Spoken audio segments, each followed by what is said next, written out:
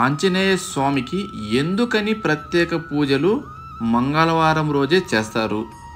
హిందూ మతాన్ని విశ్వసించే వారంతా మంగళవారం రోజున హనుమంతునికి ప్రత్యేక పూజలు చేస్తారు. అయితే మంగళవారమే ఆంజనేయ స్వామిని ఎందుకు పూజించాలి? హిందూ పురాణాల ప్రకారం ఆంజనేయ స్వామిని వాయువని అంజనీ పుత్రుడిగా పరిగణిస్తారు. హనుమంతునికి బజరంగబలి, మారుతి, ఆంజనేయుడితో పాటు ఇంకా అనేక పేర్లున్నాయి.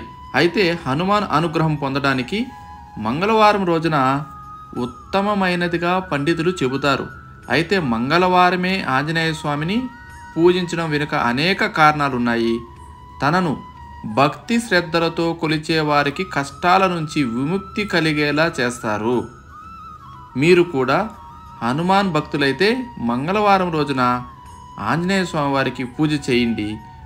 ధైర్య సాహసాలకు ప్రతీకగా హిందూ పురాణాల ప్రకారం మంగళవారం అంటేనే హనుమంతునికి ఎంతో ప్రీతికరమైనది. ఈ రోజున ఆంజనేయ స్వామిని పూజించడం వలన భక్తి బలం పెరుగుతాయి. ధైర్య సాహసాలకు ప్రతీకగా భావించే హనుమంతుని పూజించడం వలన భక్తులకు ధైర్యం, ఉత్సాహం పెరుగుతాయి.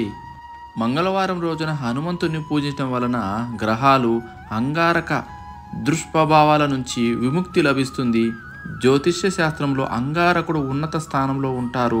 అందుకే ఆంజనేయుని ఆరాధన వల్ల అనేక ప్రయోజనాలు కలుగుతాయని హనుమంతుణ్ణి మంగళవారం నాడు పూజించడం వలన ఆరోగ్య ప్రయోజనాలు కూడా దక్కుతాయి. మంగళవారం రోజున హనుమాన్ చాలీసా పారాయణం చేయడం వలన విశేషమైన ఫలితాలు వస్తాయని పండితులు చెబుతున్నారు. అయితే ఈ హనుమాన్ చాలీసాని పఠించేటప్పుడు కొన్ని నియమ నిబంధనలు ఖచ్చితంగా పాటించాలి. అలా చేయకపోతే మీకు ఎలాంటి ప్రయోజనం కూడా ఉండదు.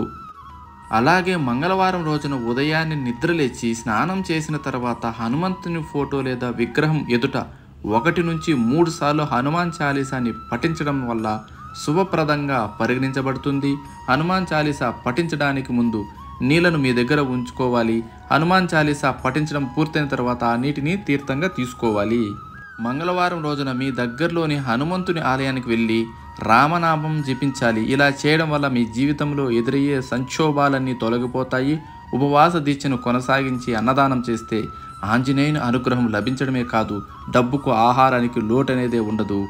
హనుమంతుని ఆలయంలో బెల్లం, పప్పును నైవేద్యంగా సమర్పించాలి. నిరుద్యోగులుగా ఉండేవారు ఆంజనేయ పాదాల దగ్గర తమలపాకులను సమర్పించాలి. ఇలా చేయడం వల్ల మీరు ఇంటర్వ్యూలో విజయం సాధిస్తారు. మీరు కోరుకున్న ఆదాయం పొందడానికి ఆంజనేయ స్వామికి గులాబీ పూల దండను సమర్పించాలి. ఎవరికైతే తరచూ చెడు కలలు వస్తుంటాయో వారు రాత్రి పడుకునే సమయంలో పాదాల దగ్గర పట్టికను ఉంచాలి.